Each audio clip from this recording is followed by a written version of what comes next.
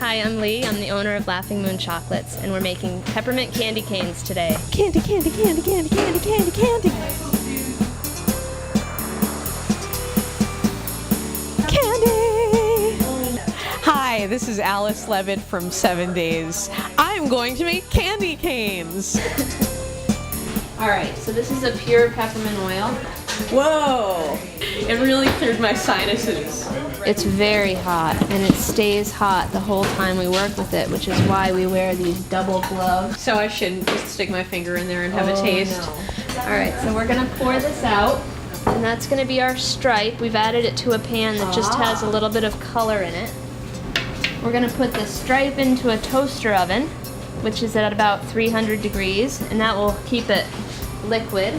So you can see that from my stirring it in the pot, it's kind of full of air bubbles. If we just let it sit and cool, it would just harden and it would just be like a rock solid. By adding air to it, it makes it less dense, which makes it a little bit easier to eat. So these guys are gonna switch it onto another buttered tray.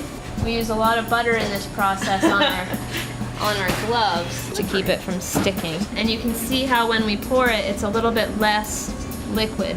I feel like I just had a facial with all of that peppermint. We actually make 5 different flavors of candy canes.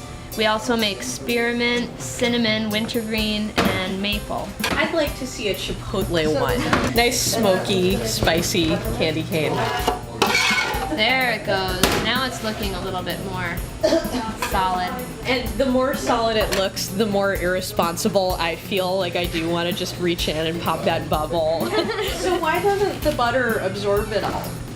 It does. Oh, it does. And that's why we have to re-butter each time. Uh-huh. What they're doing now by moving it around and continually flipping it back and forth is the beginning stage of the air adding that we're going to do, and you can see when she pulls it, it actually lightens up. At this point, I'm kind of anthropomorphizing it. Like, I want to pet it and onto the meat hook. I'm familiar with hooks like that. Usually I have a side of beef hanging from it.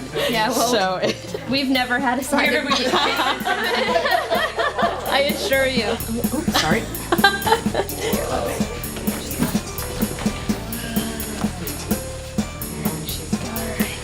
How many candy canes are we going to get out of this blob? Depending on the size candy cane we make, we like to shoot for between 200 and 300. Wow. Alright, so this is our stripe. This is the same exact mixture as what we're pulling up on the hook. So peppermint just gets a red stripe. I think my beef ones are going to be brown stripe. I'm not going to eat that off of there. I'm thinking about it, but I'm not. We have our stripe divided into 3. We're gonna lay this right across.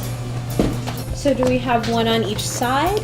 Well, sort Three of. sides. The candy cane tells us What we're doing. what we're doing. So Anna's job, she's called the loafer. And I won't tell you what Brittany's title is. Rhymes with crooker. And what are you, Lee? I'm the puller. She's and the the magician. twister. I am the magician. She is the magician. Voila. Start with some samples, because samples always keep people happy. It's still hot and just a little bit molten. A sensual experience you're not used to with a candy cane. You do totally taste the butter. So I'm cooling them while I roll them. And then once they're ready, I'll put a crook in them. And then they won't actually flatten. Why, yes, sir. I would love to pull your cane. So what do you... So light. I've already ruined it. No, that's okay. You can give it a little more of a twist. Take each end and give it a little twist, and then Okay. try giving it a light roll. There you now- go. Once you get it rolling, Yeah, I had sometimes the it can. flattened edge, and now I don't anymore. There you go. And now I do again. Before I embarrass myself too much, I'm just gonna shape it. Hook it. Beautiful. No, it's not. It is. No, absolutely. it's not. This is the world's most embarrassing candy cane. Give her the hook.